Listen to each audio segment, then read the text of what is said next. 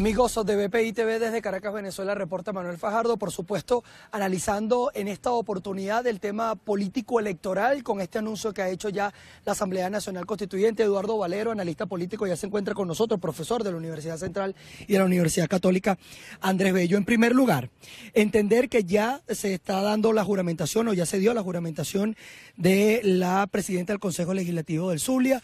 Es prácticamente un asalto a la voluntad popular que es primigenia en la Constitución de 1999, que más allá de que esté una Asamblea Nacional Constituyente, es la Constitución que está vigente y la que se debe respetar, y es la que expresó que una vez electo en un proceso electoral debe ser juramentado por los consejos legislativos regionales. Surge esta situación con la juramentación ante la Asamblea Nacional Constituyente. En primer lugar, este aspecto que evidentemente colocó a la mesa de la Unidad Democrática y la tiene actualmente en una pugna entre partidos, algunos dimes y diretes entre ellos.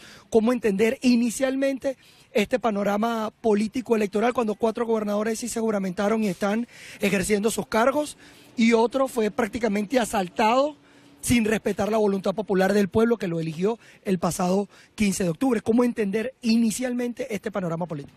Bien, muchas gracias por la invitación. A ver, los resultados de las elecciones regionales de hace unos días atrás generaron la victoria de la oposición en 5 estados, ¿verdad?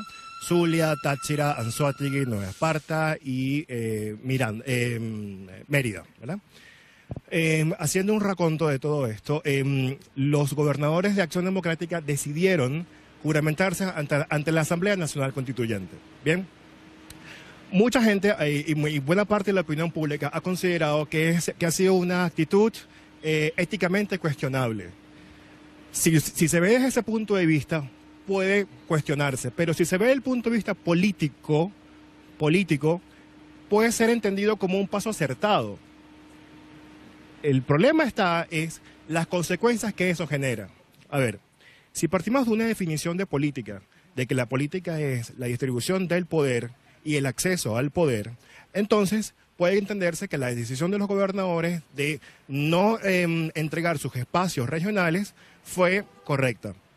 Pero si se inscribe el análisis dentro de una estrategia unitaria para mantener un pasillo de direccionalidad discursiva y argumentativa en contra del gobierno dentro de una estrategia global, entonces podemos ver que la estrategia de Acción Democrática es solamente algo puntual que le sirve dentro de su accionar político y genera ralentizaciones y genera resquebrajamientos dentro de la coalición unitaria, que es en buena medida lo que estamos viendo en la actualidad, que tenemos políticos de diferentes toldas políticas de la unidad, donde han estado en un proceso de acusarse unos contra otros, en buena medida porque afloraron las diferencias que existieron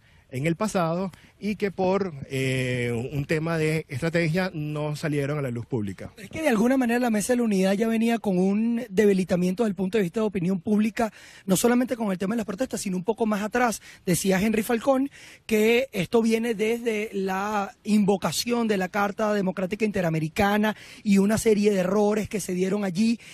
También la exclusión de algunos partidos o organizaciones que son políticamente acordes con la Mesa de la Unidad Democrática, que tampoco fueron incluidas. Entonces, digamos, todo eso fue un caldo de cultivo para generar el resultado que se dio en las pasadas elecciones, o realmente hubo ahí un ventajismo importante del gobierno y la Mesa de la Unidad no ha sabido manejarlo de la mejor manera. En primer lugar, yo creo que desde que se asistió por primera vez a República Dominicana y donde no hubo una buena política de comunicación e información hacia la oferta electoral y hacia el país opositor, eso generó dudas. Y al generar dudas dentro, porque, a ver, negociar no es malo, conversar no es malo, ¿verdad? Nixon, el presidente Richard Nixon en los 70 fue a ver a Mao Zedong en Pekín, luego de una entrevista de Henry Kissinger, que es la secretaria de Departamento de Estado, con la Cancillería china. Nixon y Mao tenían armas nucleares, diferencias políticas, diferencias económicas, el contexto de la Guerra Fría, el contexto global de oposición entre el mundo comunista y el mundo capitalista, y a pesar de eso fueron y se entendieron y se dieron la mano. El problema no es ese, el problema es qué es lo que se conversa, hacia dónde se va a conversar y cuáles van a ser los puntos y los acuerdos que se pretenden buscar a raíz de eso.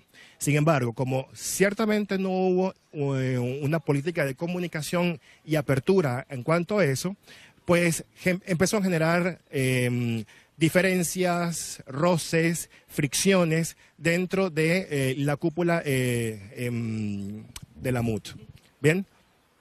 Muy probablemente el camino de cómo entender la activación de la Carta Democrática y la solicitud hacia la OEA también generó coincidencias, ciertamente coincidencias, porque creo que todos los partidos estaban en ese sentido abiertos a ello, pero el cómo vas a entregar buena parte de tus propuestas electorales, porque una conversación, una negociación implica de que ambas partes, ambos sectores, claudiquen o entreguen parte del 100% de lo que planteen, es lo que ha generado en buena medida una primera parte de roces. En segundo lugar, tenemos que la estrategia del gobierno, en el entendido, porque yo creo que el gobierno sigue leyendo muy bien a Maquiavelo, no maquiavélico, sino Maquiavelo, es decir, el filósofo político florentino italiano del Renacimiento, entendió muy bien las diferencias que había y tuvo la suficiente paciencia para aguantar toda la crisis que ha tenido el gobierno en los últimos 3 años,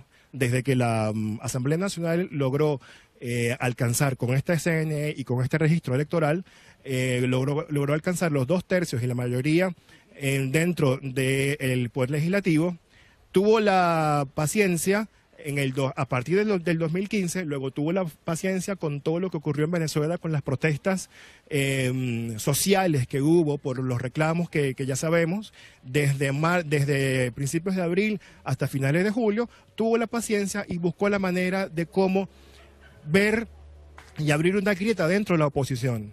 Inteligentemente, y suena un poco antipático, se crea un mecanismo artificial político como fue la Asamblea Nacional Constituyente, y eso le resta presión directamente al presidente Maduro.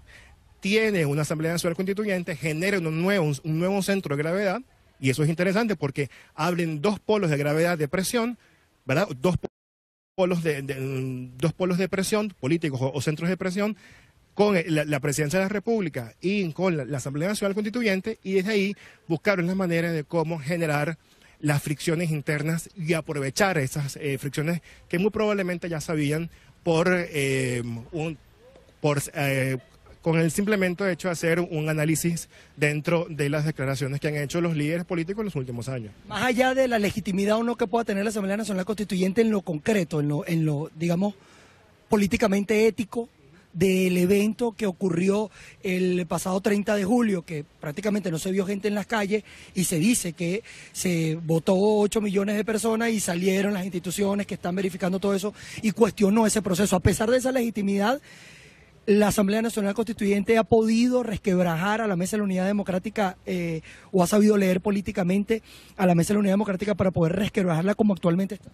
El gobierno se quitó el ropaje del deber ser, se lo quita, y la Asamblea Nacional Constituyente no es un deber ser, es el ser, es decir, es acción. El gobierno necesita salir de una crisis económica, una crisis política, una crisis social. El gobierno estaba literalmente, para decirlo en términos boxísticos, estaba contra las cuerdas, pero tuvo la paciencia y tuvo, digamos, la sapiencia de cómo buscar el punto donde generar algún tipo dentro de la coalición opositora. Sin embargo, todavía hay una competencia, una facultad que tiene la Asamblea Nacional, que es la aprobación del crédito público y el endeudamiento de la República.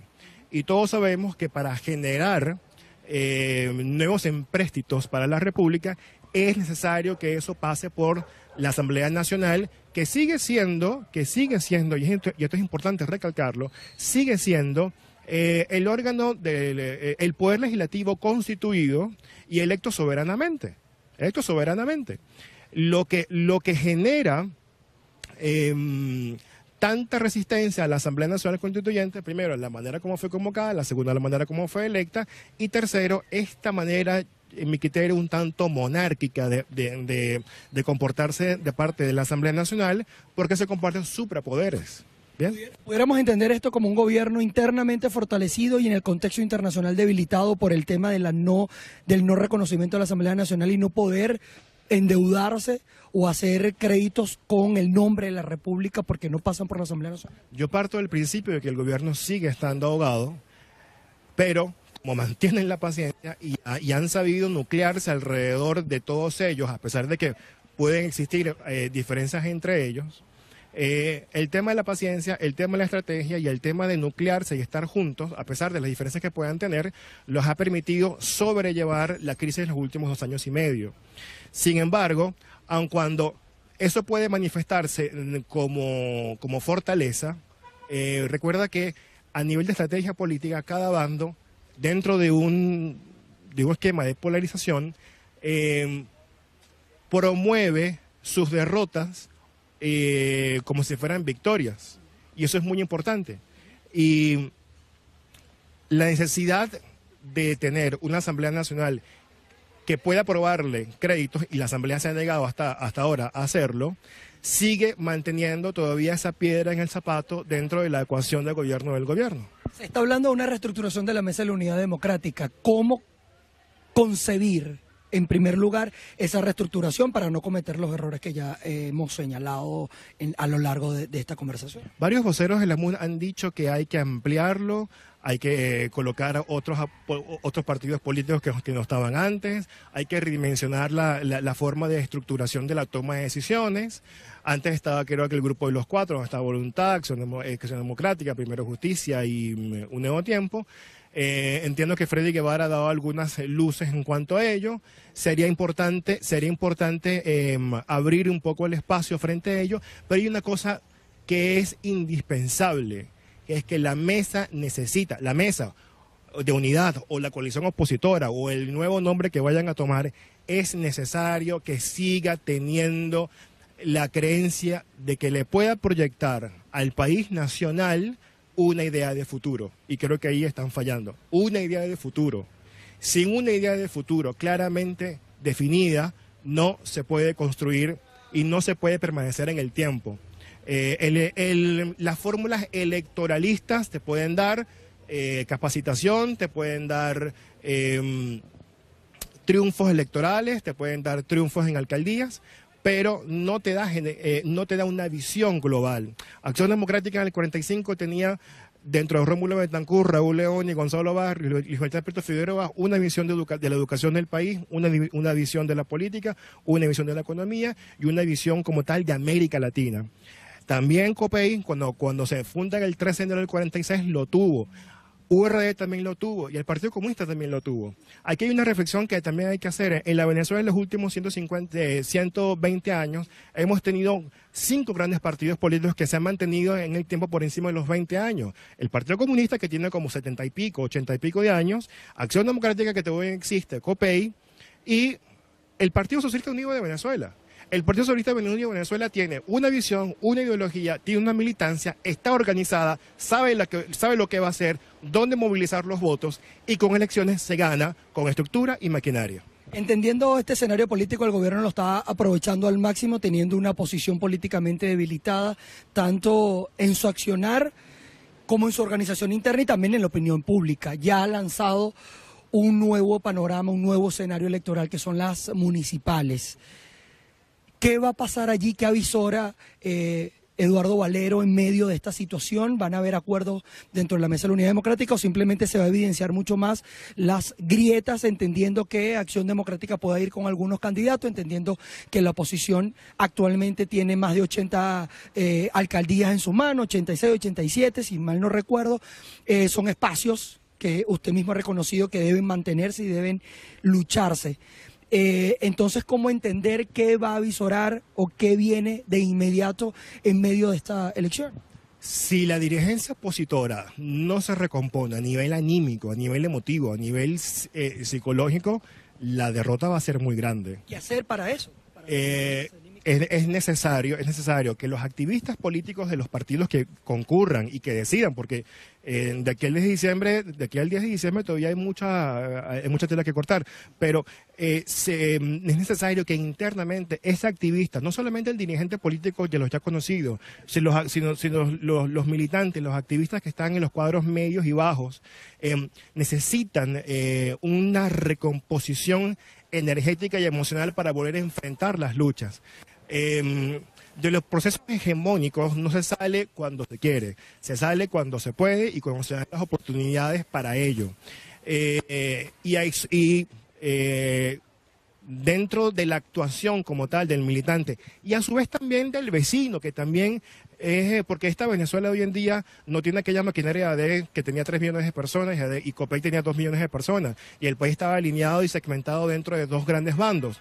Por supuesto, también la izquierda también tuvo una participación importante pero minoritaria. Pero en este país que está tan abierto, donde tenemos un gran bloque que es el Partido Socialista y luego unos bloques un poco pequeños que han venido incrementando su votación en las últimas elecciones regionales, también hay un grueso de la población que no se activa políticamente entre los partidos políticos porque además esto es el siglo XXI, no es el siglo XX.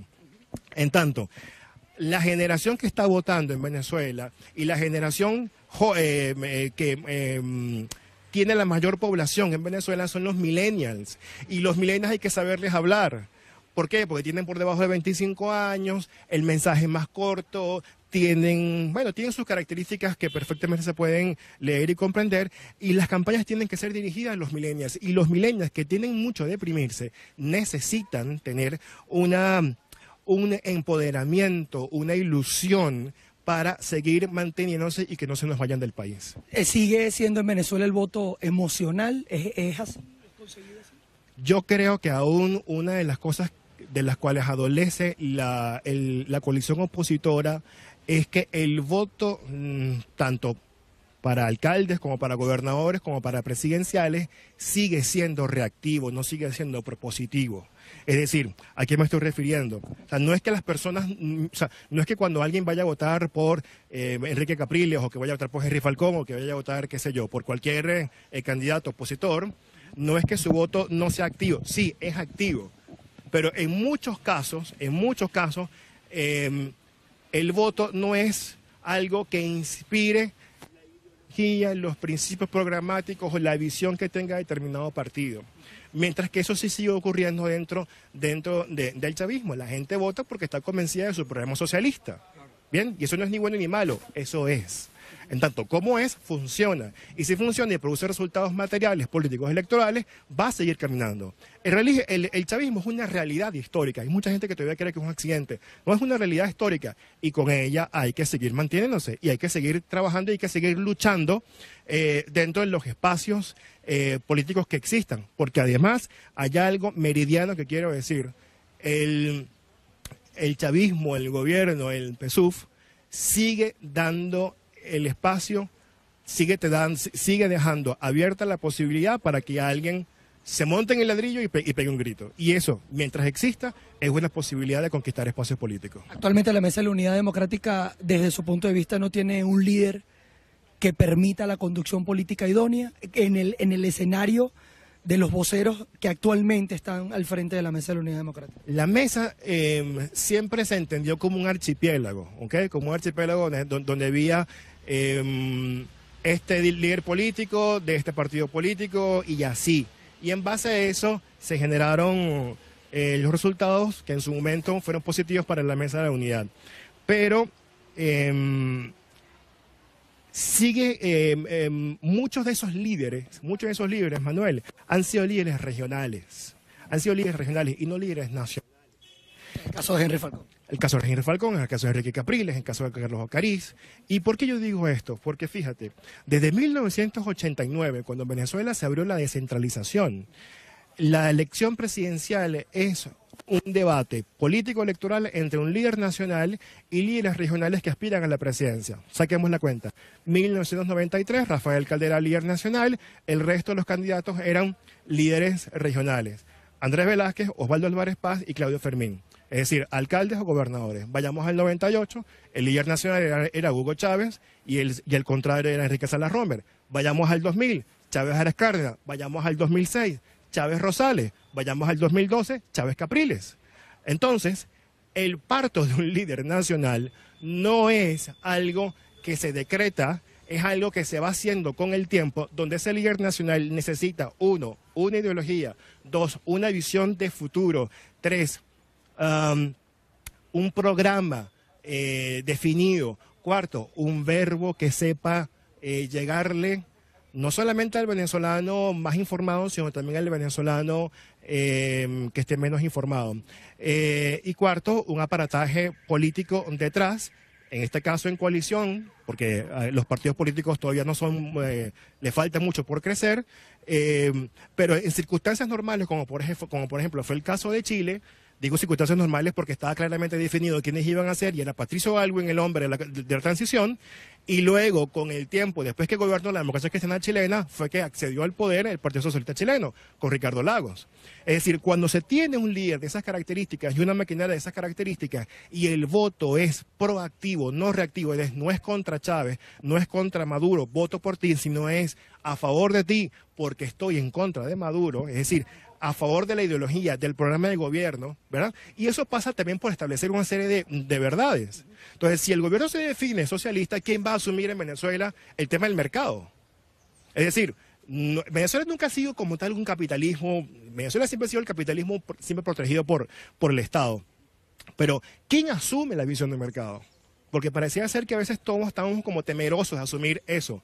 Hugo Chávez asume la posición socialista, bolivariana, donde nadie le creía en el 97. Nadie le creía porque en el 97 la figura política era Irene Sáez, que tenía 65% en las encuestas. Y en 8 o 9 meses se hizo presidente. Fue constante, dibujó hacia dónde quería ir, lo consiguió, se mantuvo y estableció y definió el antes y el después en la historia política de Venezuela. Se habló en todos estos meses de una transición. Se habla de que ya estábamos en transición, pero hay otros teóricos que sostienen que nunca hubo transición porque ni siquiera se inició. ¿Cómo lo ve Eduardo Valer? Las transiciones no se decretan. La única que sabe la contraseña para ingresar a la historia es la historia. No, por más que uno sea analista, sociólogo, astronauta, eso no se puede. Sí se pueden hacer análisis sobre posibles transiciones. Sí se pueden hacer análisis sobre lo que puede venir en el comportamiento de la economía y tratar de intuir o predecir qué puede ocurrir en Venezuela en la medida en que vayamos creciendo hacia una hiperinflación. Pero la transición como tal, en términos políticos, eso no se decreta, eso lo establece la historia.